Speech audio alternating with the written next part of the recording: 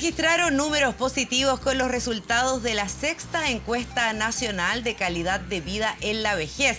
Cifras de satisfacción de los adultos mayores que no se veían previo al estallido social. Para hablar sobre este tema y los detalles de esta encuesta, estamos en contacto con Soledad Herrera, directora de la Encuesta Nacional de Calidad de Vida en la Vejez.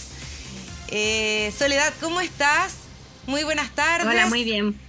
Buenas tardes. Buenas noticias, parece que reapuntaron las cifras.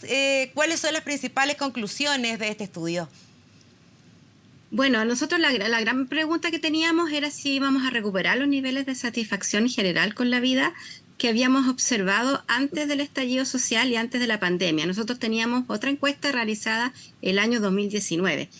La Encuesta Nacional de Calidad de Vida en la Vejez es una encuesta de la Universidad Católica en conjunto con la Caja de los Andes que viene monitoreando distintos indicadores de calidad de vida desde el año 2007. Y nosotros veíamos un alza de los niveles en general de bienestar de la población mayor chilena, que cayó un poco en el post-estallido, pero que se nos derrumbó durante la pandemia. Entonces, esta última encuesta que le hicimos a fines del año 2022, es una encuesta nacional de personas mayores de todo Chile, teníamos la gran pregunta, efectivamente, si íbamos a lograr recuperar esos niveles de satisfacción previo a la pandemia. Y la buena noticia es que sí, tenemos exactamente los mismos niveles que teníamos antes del estallido social en satisfacción con la vida, donde el 73% de las personas mayores dice sentirse satisfechos en general con su vida. Y acá en esta encuesta se mide salud, participación social, uso de tecnología. ¿Qué otros datos llamaron la atención, aparte de que aumentaron los niveles de satisfacción? Sí, también, bueno, uno de los principales cambios ocurre efectivamente, como tú bien dices, en el uso de la tecnología. Nosotros vimos, ya veíamos durante la pandemia que las personas mayores, muchas tenían celular, pero en realidad no lo usaban de manera con conexión a internet. Y muchas empezaron a usarlo principalmente para las videollamadas y para conectarse con sus familiares, de modo que en general se mantuvieron bastante conectados durante la pandemia. Y en esta encuesta vemos un aumento de 20 puntos porcentuales, de un 45 a un 65%, en el monto de personas mayores que está usando un celular de manera inteligente, es decir, para conectarse a través de internet, por chat, por redes sociales, para buscar información o para realizar trámites a través de internet usando un celular. Y además, una de las buenas noticias es que efectivamente disminuyó la brecha de acceso en el uso celular en términos de ingreso, ¿ya? Sin embargo, persiste una gran brecha por edad. Las personas de más edad usan muy poco el celular. Y bueno, y cabe esperar que a medida que van ingresando generaciones con mayor uso de tecnología, siga aumentando el uso celular en las personas mayores. Y pero hay mucha brecha por edad. Veíamos en la encuesta también que ellos están muy dispuestos y muy interesados en aprender a usar internet, computadores, como que tienen muchas ganas, ¿o no? En general uno observa primero nosotros les preguntamos cómo se calificaban ellos mismos en su capacidad de uso de este tipo de tecnología para distintas actividades, y en general son bastante autocríticos, rondando un promedio de 4, 5 más o menos en cuanto a las habilidades para usar estas tecnologías. Sin embargo, ellos refieren una alta disposición y ganas de poder aprender. Y en general uno observa en toda la encuesta una alta disposición a aprender, a participar en otros ámbitos de la vida, no solamente en ámbitos que tienen que ver con la alfabetización digital. Yo creo que eso es algo que hay que tener en cuenta en esta etapa. Y ahora ellos usan los celulares como para conversar principalmente con su familia, algunos para sacar fotografías, hacer videos. Sí, efectivamente el uso más frecuente es lo que se llama el uso comunicacional. ¿Ya? Como yo le decía, la videollamada, el chat, sacar fotos, videos que tienen que ver generalmente con fotos y videos familiares, ¿no? Y yo diría que lo que estamos bien al debe en cuanto al uso de tecnología tiene que ver con el acceso a hacer trámites a través del celular. Todavía es muy difícil hacer trámites en un aparato pequeño, ¿no es cierto? Porque el uso de internet lo hacen principalmente a través de un celular. Y sin embargo, nosotros también tenemos una pregunta que dice, si usted tuviera que hacer un trámite, ¿tendría alguien que lo podría ayudar o que se lo podría hacer? Y eso, y si sumamos a los que lo hacen por sí mismos o los que tienen a alguien que podría hacerles el trámite, eso suma un 95% de la gente tiene acceso a hacer algún trámite de alguna manera por Internet. Y habría como un 5% que no tendría de ningún modo una posibilidad de hacer un trámite por Internet, ¿ya? Pero bueno, obviamente ha ido aumentando los que lo pueden hacer por sí mismos, pero también lo hacen muchas veces a través de una tercera persona. Claro, la letra de repente es muy pequeña o de repente te tiran unos banners muy complicados. Y estos datos que entrega esta encuesta sirven para hacer políticas públicas. Bueno, esta encuesta es un referente nacional en términos de datos sobre la vejez. A nosotros nos interesa mucho también poder ayudar un poco a lo que es la imagen también que se tiene con respecto a la vejez, que a veces se tiene una imagen como muy negativa de esta etapa, una imagen a veces muy estereotipada con respecto a cómo son las personas mayores. En ese sentido nos interesa mucho la difusión. Y también, bueno, obviamente por políticas públicas, ¿no? Yo creo que, si me permite darle como el tercer gran resultado de la encuesta, que yo creo que eso tiene mucho que ver con políticas públicas, que es el dato negativo de la encuesta. El dato negativo es el aumento de la soledad de las personas mayores. Si bien las personas mayores no están totalmente aisladas de sus redes, tienen redes, pero el sentimiento de soledad ha ido en aumento y ese es un sentimiento que no se recuperó después de la pandemia, ¿ya? Entonces yo creo que ahí hay un gran espacio donde las políticas públicas pueden hacer actividades, ¿no es cierto?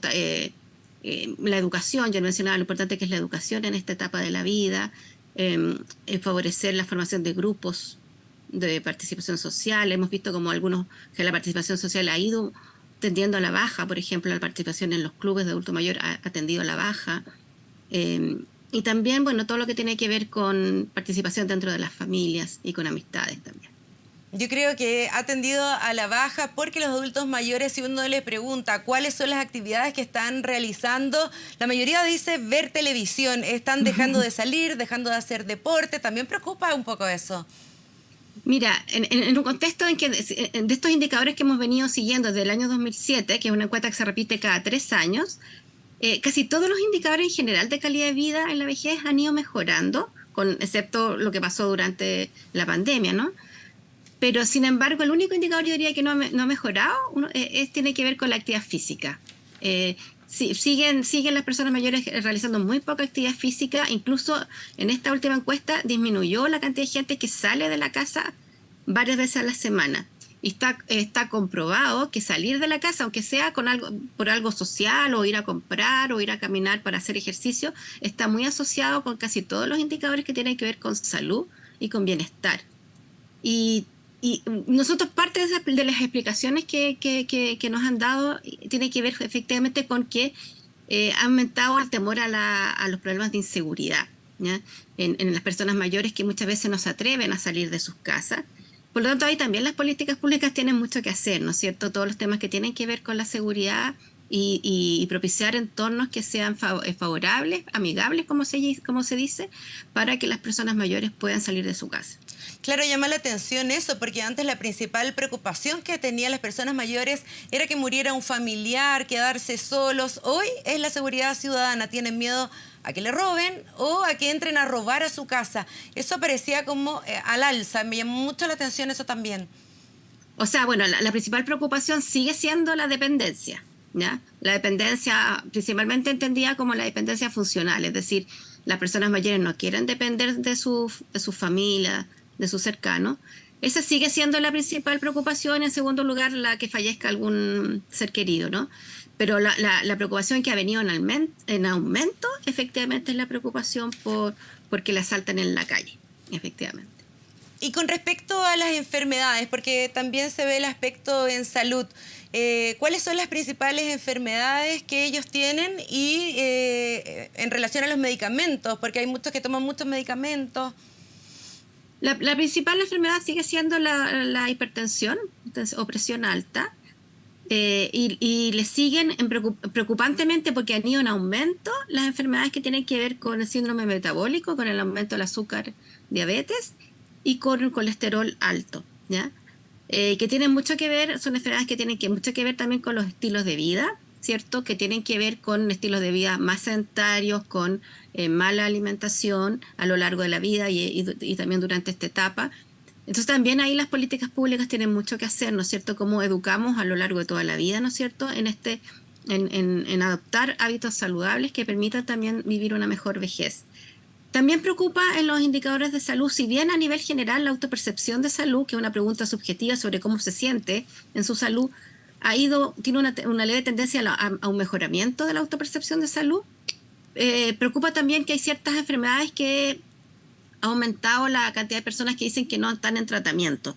Y ellas son los problemas de insomnio, la depresión y las cataratas también, que están atrasadas varias de esas cirugías por la pandemia, ¿no? Soledad, ¿y qué es lo que los tiene tan felices? Esta cifra que había subido después de la pandemia y del estallido social. En general, nosotros hemos explicado el aumento de satisfacción y de los indicadores de calidad de vida por el aumento de los niveles educacionales de la población mayor que ingresa a la etapa de la vejez, a los 60 años. Las personas que van entrando a esta etapa son personas que tienen mayor nivel educativo, que son personas que todavía están muy bien cognitivamente, ¿no es cierto?, que tienen... la educación se relaciona no solo con las posibilidades de tener un mayor ingreso, sino que también como con las habilidades psicosociales y cognitivas para enfrentar la etapa de la vida, para hacerle frente a los problemas que ocurren naturalmente, ¿no es cierto?, en todas las etapas, ¿ya?, no solo en esta. Entonces, al ingresar cohortes, en el fondo, más educadas, ¿no es cierto?, esto está incidiendo en que puedan enfrentar mejor los problemas que ocurren en esta etapa. No es que no ocurran, sino que los pueden enfrentar mejor, que tienen más herramientas, pueden echarle mano más a los recursos sociales que tienen, a la búsqueda de información, a la búsqueda de ayuda en general. Y la población mayor aumentó de un 12,4 el 2007 a un 18,1 el 2022 y se espera que sean muchas más las personas que lleguen a vivir 100 años en Chile. ¿Qué se está planificando para llegar a esas cifras que vamos a tener? Cada vez la natalidad es más baja, el envejecimiento de la población es mayor. ¿Han hecho políticas públicas para enfrentar lo que se viene? Yo creo que estamos muy al debe.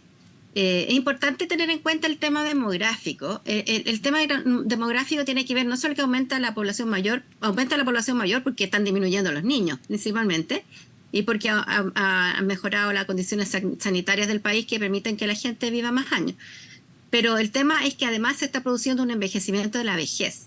O sea, están aumentando fuertemente los grupos de más avanzada edad, sobre los 75, 80 años, donde aumenta las probabilidades, ¿no es cierto?, de tener problemas de dependencia física, efectivamente, que es lo que más temen las mismas personas mayores, y que implica un tremendo desafío en política pública en materia de los cuidados. Nosotros, en la encuesta, uno de los resultados más negativos que vimos también tiene que ver con el tema de los cuidados, porque las personas mayores perciben más que antes a una familia fuertemente tensionada, una familia que tiene muchos problemas, que tienen menos como recursos de apoyo que les podrían dar, y eso lo perciben las personas mayores. Y eso también tiene que ver con lo demográfico, porque en el fondo las personas mayores cada vez van a tener menos hijos. Muchas ya vemos que muchas personas mayores están llegando sin hijos a la etapa de la vejez. Por ejemplo, han aumentado la proporción de personas mayores solteras o separadas en esta etapa en relación a los años anteriores. Entonces también estamos en condición, también ha aumentado, por ejemplo, el porcentaje de personas mayores que vive sola, ¿ya? Entonces estamos en una situación en que vamos a tener más personas mayores que van a tener menos redes de apoyo, que van a vivir más años y que por lo tanto van a requerir de una acción mayor de parte del Estado para todo el tema de la provisión de cuidados. ¿Y qué pasa con los alimentos? Hay un porcentaje importante que dice que tiene preocupación que no le alcanza el dinero para alimentarse. Claro, nosotros lo que vemos como principal problema en temas de alimentación tiene que ver a veces con la variedad y con las posibilidades de movilización, de ir a comprar alimentos. Además, también hay problemas de acceso económico, pero también principalmente tiene que ver, y eso uno lo vio muy claramente, por ejemplo, en la pandemia. Ya la posibilidad, como están saliendo menos o porque les da más susto salir, ¿cierto? Entonces, claro, se abastecen más en los negocios de barrio y tienen más dificultad de acceder a una variedad más saludable a veces de alimentos. Otra cifra que me llamó la atención es la de que los abuelos ya, para ellos no es obligatorio ir a cuidar a los nietos. Antes era como obvio que tenían que cuidar a los nietos, ahora ellos se preocupan de su vida, de hacer sus cosas, con una vida sexual activa. También aparecía en la encuesta 1/3 que tenía una vida sexual activa. ¿Nos puedes contar algo más de esa cifra? Yo diría que esa es una de las variables que más ha variado en el tiempo, ¿ya? Que es una pregunta que nosotros hacemos, si los abuelos están obligados a cuidar a sus nietos o lo pueden hacer solo si lo desean, ¿ya? Y se nos cayó abruptamente a través del tiempo, continuamente, el sentimiento de que es obligatorio cuidar a los nietos bajo cualquier circunstancia en el fondo. Y esto ocurre porque, bueno, nosotros hemos hecho harto también trabajo cualitativo. Mi proyecto anterior fue sobre los abuelos y los nietos, las relaciones entre ambos. Y uno ve que efectivamente las personas mayores ya no lo sienten tan obligatorio porque tienen otras cosas que hacer también. 1/3 de las personas mayores sigue trabajando. Si bien ha bajado la participación social, también un 40% participa. O bien quieren hacer sus cosas, pueden también hacer actividades que son solitarias, pero ya no lo perciben tanto como una obligación necesariamente. Y eso es un cambio cultural importante. Y también también tiene el otro lado de la moneda, que ellos también quisieran ser más autónomos también y tener que pedir y también depender menos de los otros también. En general, lado y lado. Ellos no se sienten tan obligados a cuidar nietos, pero tampoco quisieran que sus hijos estuvieran obligados también a cuidarlo. Claro, y muchos trabajan hasta avanzada edad por el tema de las pensiones, porque su pensión no les alcanza para llegar a fin de mes y tiene que complementar esto con algún trabajo. ¿Qué dice la encuesta sobre el trabajo? Sí, más o menos se estima, y eso todas las encuestas lo dicen, las encuestas de empleo, la encuesta CACEN, que alrededor de un 30% de las personas sobre 60 años sigue trabajando, pero es que en realidad se concentra entre los 60 y 69 años, donde un 50% sigue trabajando. Eso no ha variado en el tiempo, se han tenido súper estable, ¿ya? Y uno hubiese esperado que hubiese aumentado la tasa de participación laboral en esta etapa, porque las mujeres han aumentado su participación laboral, ¿ya? Entonces, claro, podríamos decir que en realidad se ha estancado la participación laboral en un contexto que podría haber aumentado, ¿ya? Y uno, si les pregunta a la gente si quiere trabajar, es curioso porque la gente que está trabajando, si bien la mayoría dice que trabaja por necesidad económica, igual un 70% quiere seguir trabajando igual. O sea, le ve al trabajo algo más que solo un fin económico, ¿no? Sin embargo, la gente que no está trabajando no quiere trabajar. La mayoría dice que no está disponible para trabajar. Quieren disfrutar esos años de vida en el fondo. Nuevamente vemos que quieren hacer otras cosas, claro, no tienen esa obligación y también se nota que las personas, claro, y la principal razón por la que la gente dice no estar trabajando, antes era principalmente, sigue siéndolo, son los problemas de salud, pero ha aumentado la cantidad de gente que dice que no está trabajando porque no le interesa, porque no necesita trabajar en realidad. Soledad Herrera, le queríamos agradecer haber estado con nosotros aquí en Canal 24 Horas comentando esta encuesta que mide la salud, el uso de tecnología y participación social en los adultos mayores. Muchas gracias, Soledad. Buenas tardes. Gracias, buenas tardes.